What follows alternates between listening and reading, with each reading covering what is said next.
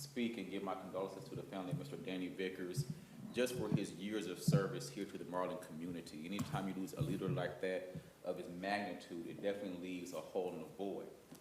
But as we move on, we're looking forward to just see those leaders who want to join our great board of managers along with Mr. Johnson and Mrs. Terry as we take our district to the next level. Today, join with, I would like to introduce myself and my cabinet, and then of course, our friends from the Texas Education Agency. I'm Darrell Henson, your superintendent, and we'll start right here. Lawrence Galloway, Chief Operating Officer. Dr. Stacey Parker, Executive Director of Academics and Student Services. Patrice Woodson, Director of Curriculum. Jesse Bustamante, Director of Human Resource and Special Education. I'm Adam Lejeune, I'm the Director of Technology. Mr. Board President. Billy Johnson, Board Manager. And Berlin Terry, Board Manager. And so at this time, I'll turn it over to Dr. Jeff Cottrell, Deputy Commissioner of TEA. Good evening, it's a pleasure to be here. I wish it was under different circumstances, as Dr. Henson pointed out, but certainly the loss of Mr. Vickers weighs heavy on this community and certainly impacts the board, this community, and the school system, the students, in the way that we have big shoes to fill, but also an opportunity to continue with the service with another individual to be appointed at a certain date in the future to serve as a Board of Managers for Marlin Independent School District. I will share with you that it is with our sincerest hope that it isn't just about a Board of Manager that we're seeking tonight. It is individuals in this community that ultimately will seek service not just as a TEA appointed manager, but one that will also pursue service in the school district as an elected official. Because while we have been here in Marlin for a number of years, supporting the school district in its quest to improve the outcomes for students, it is our goal, what we want for you, your community, and for this school system is that it continues on its quest for improvement and finds a way where no longer is TEA oversight intervention necessary. Ideally, we would be able to identify an individual that both is appointed to serve as a Board of Managers, but also serves in transition to local control. At this point in time, we don't have a date for transition to local control. That will be triggered once we continue to move the results, the outcomes here in Marlin. And I say continue because I do believe that we have already begun that and started to make improvements. I think we have early indication that improvement has already taken root, and we will see that it continues. And ideally, we will be able to say Marlin ISD is back where it needs to be in terms of serving students and serving them well in a way that the state can actually take a step back. And when we take a step back, it is our goal that Marlin is run by locally elected officials. And so when I say it is our goal, it is our quest to identify an individual that we would appoint as a Board of Manager, rest certain that it will also be something that we pursue in these conversations with individuals that may have an interest in serving, that they would also have an interest in seeking elected office to serve as an elected trustee here in Marlin. So I have with me Garrett Black, who is Director of Monitors and Conservators, kind of leads our sanction monitoring unit at the agency, worked in school improvement before coming over and working in our governance office. And he will provide a little bit of an overview and some of the things that we have for you about what this actually entails. But before we do that, we have like a quick run. Go forward. You have that? Here it is. Adam, thanks, sir. Good to see you.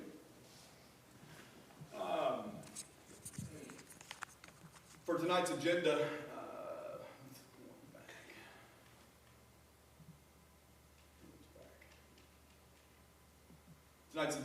we'll go over roles and responsibilities, and that's essentially what I'm going to talk to you about. And I'll give you four. What is four ideal opportunities that we have for a board of manager, and ultimately an elected trustee, and what they will need to do in their role as a individual serving on the governance team here in Marlin. We'll also have a opportunity where Mr. Black will review the application and review the process for an individual to be appointed to a board of manager. And then we'll pause for any questions and answers that you may have at the end. So I will turn it over to Garrett, and he will provide a little bit of an overview of how we got to where we are, because it is helpful to understand how the agency came to be involved in Marlin Independent School District. So we're going to take you down a little bit of history lane on, I think it goes all the way back to 2012-13. And I will tell you, it is our goal not to harp on the past, but just to provide the context of how it came to be that the state is still supporting Marlin Independent School District. And so, Garrett? Thank you, Jeff. Good evening, everyone. One of my mentors always starts with, what was the big why? And so a lot of times we just miss that. We skip over it. We don't really move into it. And so as you sit here today, thinking about joining the Board of Managers, I just kind of want to start with that. Why are we here? How did we get to this point? And so just kind of put together a little bit of the accountability history of the district, and also kind of the agency sanction. Where did that kind of start? And so I started in 2012, 2013. It actually went a little bit further back with the special education issue. And so in this case, you can see like the accreditation status is not issued in 2012, 2013, but there's a monitor already there. So there was a monitor for special education. And so it was just continued. But that was the first year that we were improvement required under our new system, which would be overall F. Okay, so it just kind of proceeds through. You can see second year, the next year, third year in 2014-15. And again, the sanction stayed the same. We just had a monitor kind of in the district monitoring those actions, but we were getting to accredited warned, accredited probation. It then moves again in those next 3 years, that same kind of academic unacceptable rating, so fourth year, fifth year, sixth year, but this is where we moved into a not accredited revoked status, or a NAR, is kind of what the abbreviation is. And then there was an abatement agreement in 2016-17 where we first escalated that monitor to conservator, but then suspended that conservator and placed the board of managers. And so at that time, there was a 5-member board of manager placed in that first school year of 16-17. 17-18 just continued, and then we moved into 18-19, which was our last rating year. We've been not rated for the last 2 school years, but it was a 7th year overall F in that time. Again, still with a not accredited revoked status. We did continue, but then named a conservator. It was Dr. Jean Bainey at the time, and now has transitioned into Dr. Bashakis here supporting the district. Again, 2019, a little more intervention. We actually named the superintendent, Dr. Jean Bainey, moved from conservator into interim soup, and we restructured the board of managers into the current status of 3 members. Again, in current correspondence, we just switched out Dr. Marshall Riley-Huber for Mr. Vickers. What we do know is if you're planning to join the board of managers, like Jeff said, it's not a definite set timeline, but in correspondence in January of 21, the commissioner did release this. So in 2024, we would expand to 5 members by adding 2 elected trustees. Then we move into the next year, we expand to 7 members, you add 3 additional trustees, and you take off 1 board of manager. And then finally, in 2026, you would add the remaining 2 elected trustees, and then you would remove the last 2 board of managers. So again, we are still a long way away from full control of the school board. However, it can always be accelerated if performance is on the current trend. I would like to say, thank you to our conservator, to the board of managers, to the superintendent, to all the staff, teachers, what we saw was incredible improvement over the last year by a ton of work that has been done in the district. So it was definitely exciting to see. Sometimes, in this case, I was like, man, why didn't we have accountability? Why couldn't we have had it? Because there was a tremendous growth that we saw. So just kudos to everyone in the community, in the school district. But I think a lot of that work was done right here by our board of managers, by our superintendent, and so we want to continue that movement kind of going forward.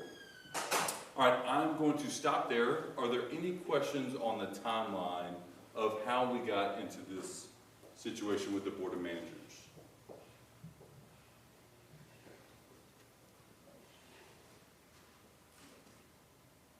Okay, I'm going to pass it back over to our deputy commissioner, and he'll walk through the roles and responsibilities.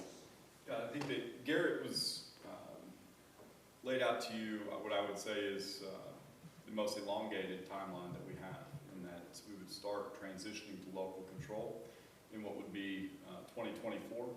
It is our hope that that occurs at a much earlier time period. I believe that we could see the accountability ratings improve through student outcomes, that the district is able to improve all the way down to third grade through what would be your end of course exams at the high school, with your college, career, military readiness at the high school as well. In the event that those improvements actually take root and hold and actually materialize in a fashion that Marlin is no longer an F at the campus or the district, then we would initiate this transition at an earlier time. That's why I say that there is no definitive time, because it is my belief that we will actually hit that timeline before what will be 2024, which means that there's a reason why we say the board of managers that we would seek would also be willing to actually serve in the role of an elected trustee, or seek office through an election or an appointment, should there not be an election, that would allow for the individual to create stability from what is currently in place into the local elected board. What we have is roles, responsibilities. I want you to think about a board in the way that we term it at the agency, is that a board of manager, a board of trustee, it's their role to represent the vision and values of the community. You'll hear us talk about that being one of the primary components that a board must embody and reflect as they work through this. It is both through that reflection in three key pieces of that: setting the vision and goals, working to reflect those values and set those into place, and then monitoring the progress and accountability will actually yield the improvement of student outcomes inside of the school system. So the essential function, number one, is what we talked about, is reflecting that, the vision. Where do you want the school district to go? Very clearly, the board of managers and the superintendent have worked collaboratively in setting what are goals, those vision and those values that the district has and what it wants to seek. Through legislation in 2019, House Bill 3 passed, which requires all school boards to adopt what are board goals. Those board goals are reflective of what we call numeracy and literacy at the elementary, early childhood levels, and then also at the high school levels in terms of college, career, military readiness, and monitoring through those goals. And so, ultimately, a board has one employee that they oversee and that they must hold accountable for obtaining those results. I will share with you, we could look back over the course of history here in Marlin, and the leadership has changed in Marlin, in this district, because we have not had progress towards those goals, towards what was necessary in improvement. And so I share with you, I think it's been about 18 months, Dr. Henson, since it was last time I was actually in this building. Should have been able to find it a little easier tonight than I did. Nevertheless, it was 18 months ago that I was here with Ms. Terry and Coach Robinson and Mr. Vickers at the time, former conservator, as well as Dr. Henson as he interviewed for the superintendent role. And we've made great progress since that point in time, and we're encouraged by what we're seeing. And so we're hopeful of what is to come on the other side of that. Essential function number 2 is about stakeholder engagement. It's proactively seeking community input. And sometimes that's a challenge for a board of managers because they're appointed. And so there's sometimes thought to be a disconnect because they're not locally elected. But I will share that that is something that we anticipate to be an opportunity for community members to have input, to seek involvement with the community. And it is through that input that we're able to inform the vision and values that we have for the school system. The third is going back to that one employee that I mentioned. The school board of managers, has one employee, and it's about developing an evaluation that's consistent with the vision and values, the goals that have been set for this district, and how well we are actually pursuing those, how well we're tracking that progress that we want for the school system for your students. The last of which are what kind of systems are being set into place, the milestones that we've set as targets, as goal progress measures to reach those goals. Are we on track to obtain those student outcome goals? The last essential function is governance system, and think about this as all-encompassing, because this is going to be really how well you function as a unit in developing a system that actually allows for that transition from board of managers, state intervention appointed individuals on this board, into local control. We have a number of board of managers throughout the state. Lately, we've been reducing that because we've been able to see progress. We've seen progress in Beaumont, we've seen progress in Edgewood, we've seen progress in Southside recently, and right now we're seeing progress in Shepherd as well. Those are the areas where we've had boards of managers recently. And I will share with you, as we've progressed, DEA has taken a step back, and we've transitioned to local control, fully in Beaumont, fully in Edgewood, which is in San Antonio.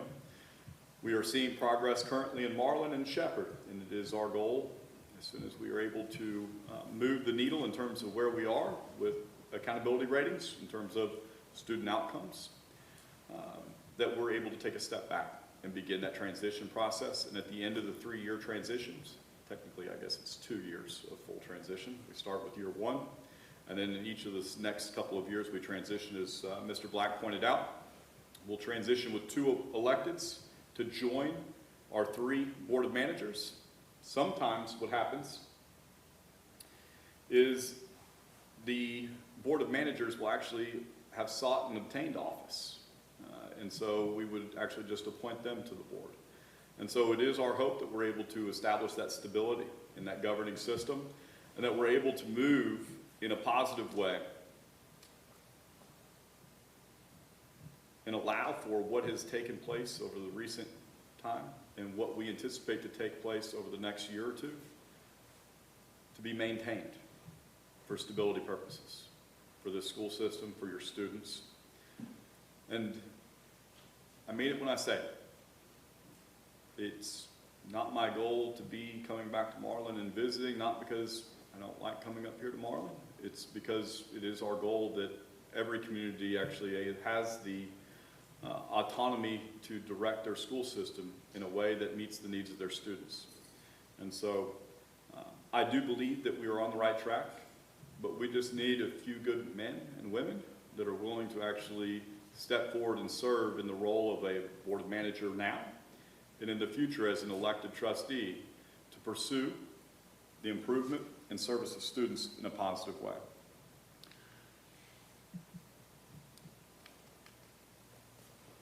We'll turn it back over to Mr. Black. He'll give you the application review and process, and we'll pause for some questions and answers afterwards. Sure. Were there any questions over the kind of roles and responsibilities or the job description before we move on? Okay. Well, perfect. So we have kind of a timeline that we follow for all of our board of managers. Again, this is a little bit different situation because we're only looking for 1 member to add to the board of manager. Typically, we would be running this search for the complete board at the time. But it all starts out with an application. So I kind of think about it as a human resource process. You have to fill out an application. We're going to screen those applications, run a background check, provide some actually initial training so that you know what, again, those roles of a board of managers are. And then do an in-person interview. In this case, we are virtual, so it'll be by Zoom or Teams in a virtual setting. And then finally, we'll make the decision. The commissioner is the one that decides the appointments for the board of manager and will be appointed, I believe, on January 10th. So it is a quick kind of turnaround. And so I'm going to walk you through the process. And then again, like our deputy commissioner said, we'll have questions at the end. So first, I just wanted to let you know, is it Mr. Lejeune? Thank you so much. With the superintendent, as like, I go to y'all's website and I see everything posted very quickly. It's on the front home page, but we're gonna drop a link as well to this page on the TA website that has all the information that we're sharing tonight about a board of managers. So you can actually go into the legal statutes of what is a board of managers, what are their roles, kind of just all the information that you would ever want to find out about a board of managers is listed on this website.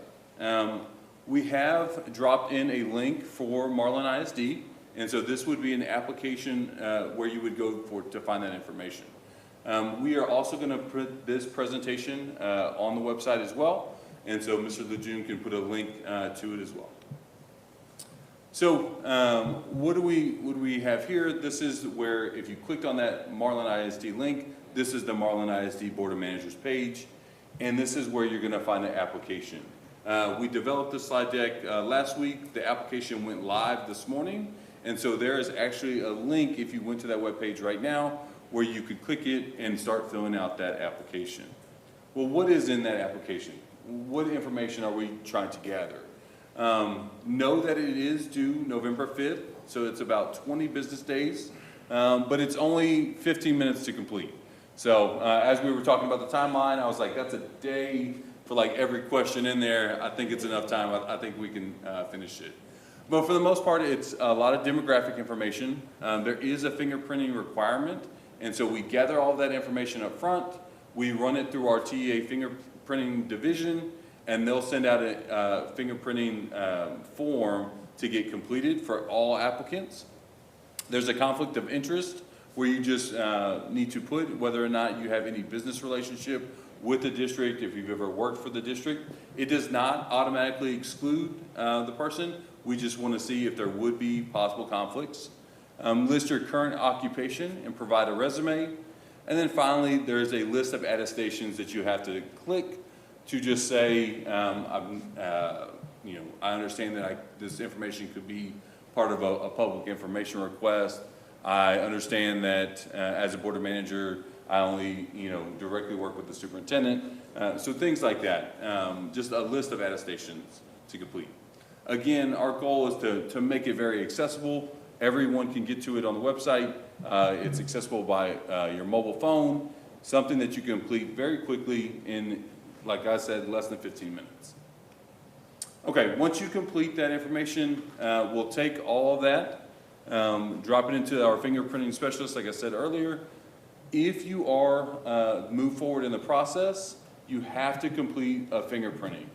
That is a cost of roughly $50 for anyone that wants to move forward in the process, and that would have to be done by December 3rd. So applications due November 5th. We'll turn all of that information around the next week, send the fingerprinting request to everyone with like, what is that, 3rd, 5th, 6th, the week of November 6th. So that way, again, it gives you about a full month to complete the fingerprinting process. Next up would be Lone Star Governance. All our potential board of manager applicants, like I said, have to go through a training.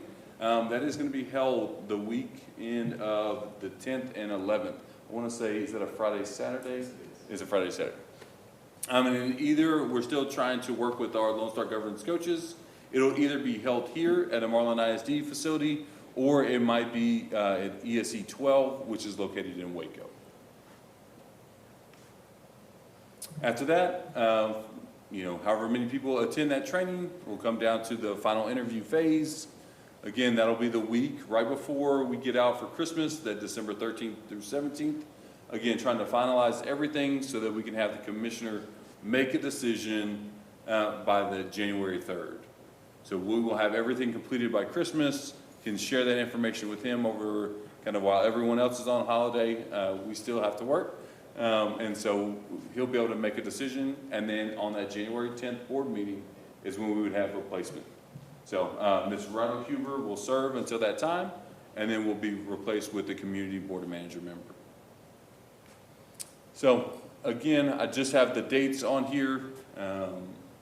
Application is November 5th. We will screen and fingerprinting are due by December 3rd. Lone Star Governance that next week. Virtual interviews the week after that, and then a placement on the 10th. So a very fast timeline, but something that we know the community would like, to have an actual community member on the board of managers. Okay, that is all the information we have. So we want to open it up for question and answers. Please ask us your question. You don't feel like you need to hesitate. Our deputy commissioner is here to answer. I will answer any questions about the process. So we do want to provide any information. As an elected official, am I able to apply for it? Yes, ma'am. Absolutely. The only caveat to that is if you were an elected official, which would be applicable. So the answer is yes. There is a little bit of a wrinkle that as an elected, if you were a member of the board that was originally removed and did not actually seek re-election or go through that process, then you would actually be excluded. But given the fact that you have probably gone through an election more recently than that, you would absolutely be able and be eligible to make applications. So, yes, ma'am. Other questions?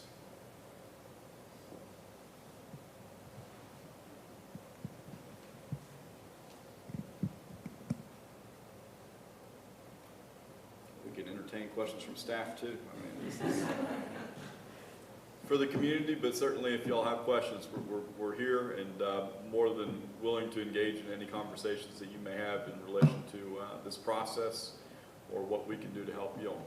Are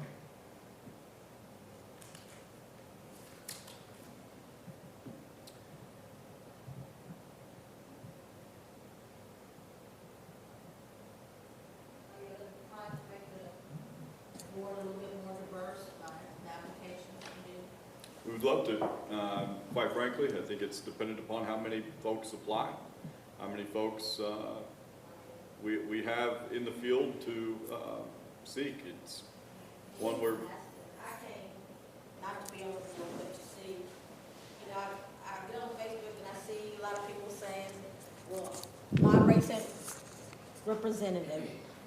And so for me, that's one of the reasons I came, to see how they do it, how everybody is nominated. The truth is, I can't run. I have disabled children, one in special education. That's another reason I'm trying to come to school board meetings, because, you know, years ago, the co-op left and then they came back, and so I have a son in the co-op. So, you know, I'm just trying to see more diverse and to see why it's not more diverse, you know what I'm saying? Because I've never seen a Hispanic person on the board for a lot of years. And I mean, I'm half white, half Mexican, but my kids do both, you know what I'm saying? So I'm just trying to see, but I'm just asking the question, you know. Yeah, I'll say this, our ability to identify individuals that we can appoint will be dependent upon those individuals that apply, and so we'll be working within that. Given the fact that by my count, we have, you know, a half dozen individuals here, you know, I mean, my hope is that there's a lot of folks that weren't able to join us tonight, and that you know people that weren't able to make it tonight, and you would go back out and visit with those individuals, share with them the information that you have tonight, and encourage them to make application. Because what I will share is that the level of interest that this community has in its school district and support that it has for this school district will drive the continuation of progress that we've seen. And there'll come a day when TEA says we're returning to local control. There'll come a day when we return to local control. And no longer is TEA responsible at that point in time for this community and this school district. It is the local elected officials. That said, there are certain things that will trigger whether TEA has to come back. And it's our hope that we're able to find the very best individuals to serve in the role, to lead this community forward in a role of a governance, in role of a board of trustees that will put us on that path forward, that would be reflective of the community's demographics, that would be something that allows for TEA to feel good, that we're on the right track and moving forward. And so, yeah, my hope is that for every individual here, you go out and visit with 5 individuals out in the community and encourage them to come in and submit an application for this process. I'll be honest with you, we'll look for the very best individual to be appointed. And so my number one indicator won't be, well, hey, I'd like to see a Hispanic or African American or Asian. It's going to be who's the very best individual.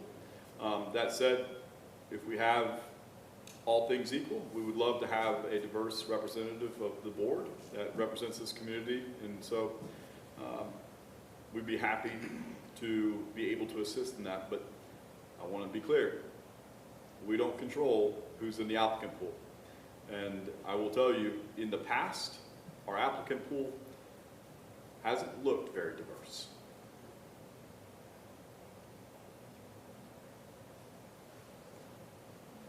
Any other questions? Yes, ma'am.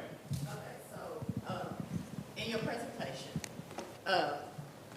your presentation, I saw that y'all went down to 3 board managers. Yes, ma'am. When you had, was it 5 or 6? It was 5. 5.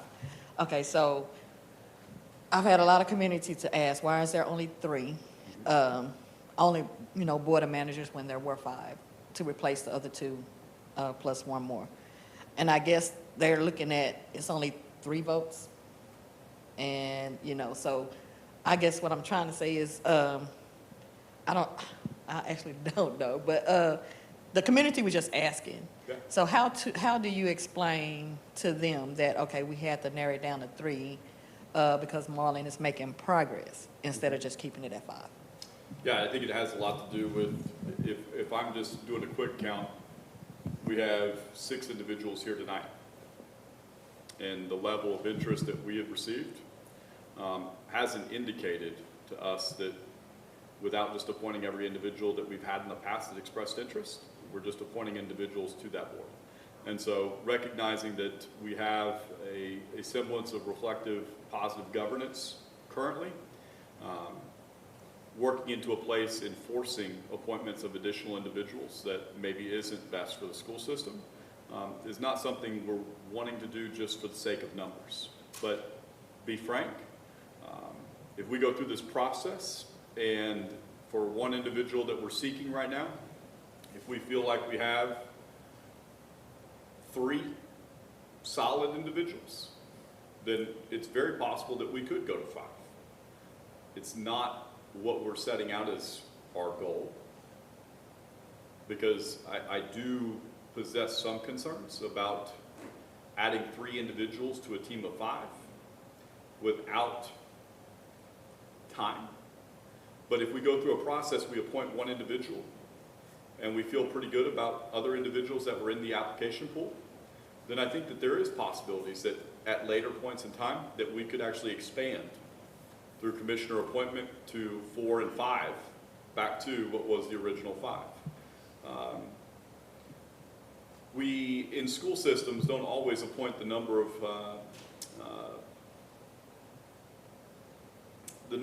boards of managers that is consistent with a school system's traditional board of trustees. So normally you have 7 trustees, right?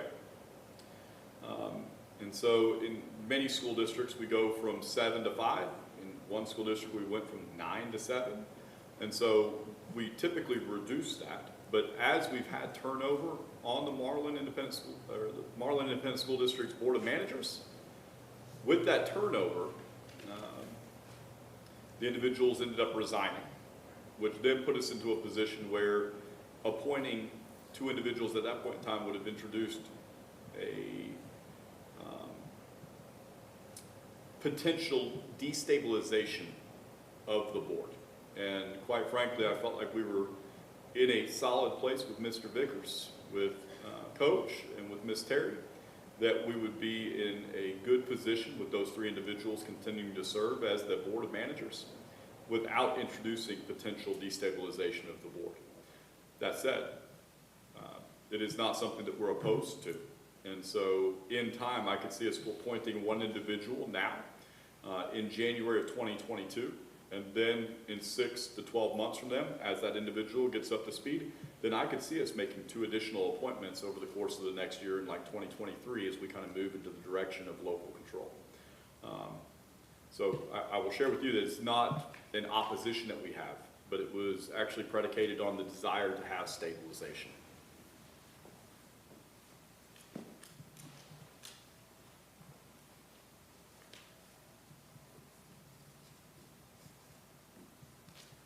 Other questions? Come on, y'all. It's like 2 hours from home. You came up here. You're giving us softball questions. We want to have some fun tonight. You got to fire something at us.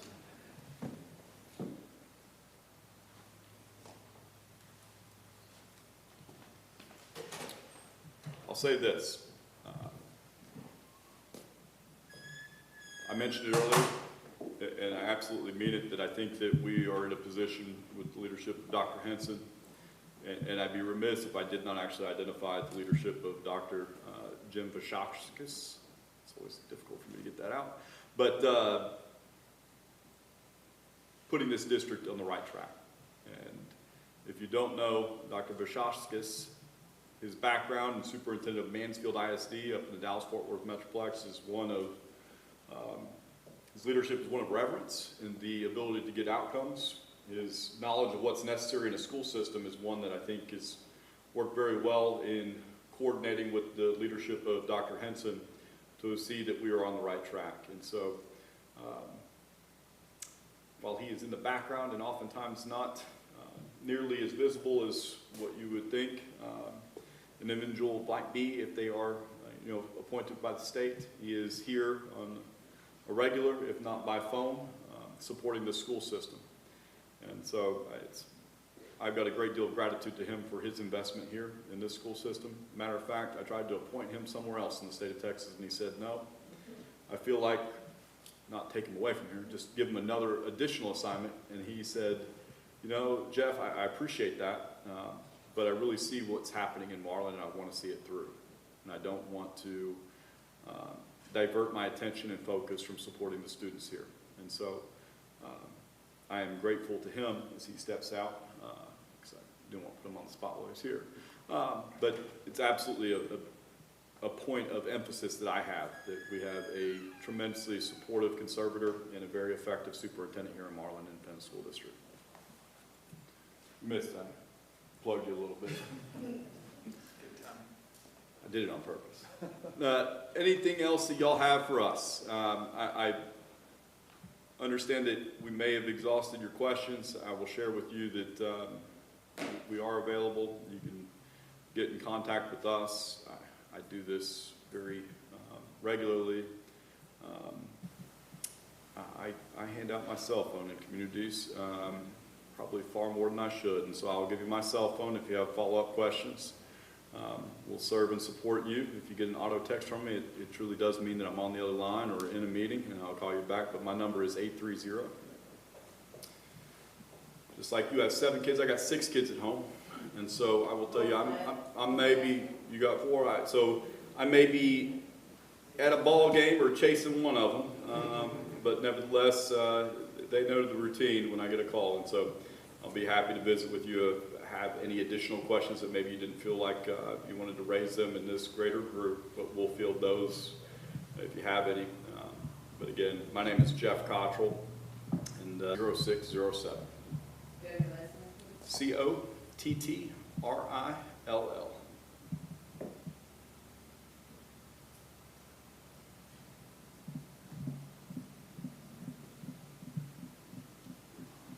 Dr. Henson, did you have anything else you wanted to close with?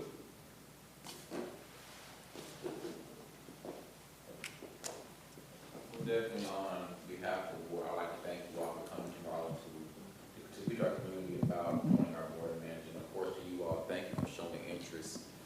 Actually, it's very important that as a district work together as a team of community members, educators, students, parents, and families to take this district to higher heights because we are on the correct path. And so I'm excited for the future, and I look forward as well to your leadership as well.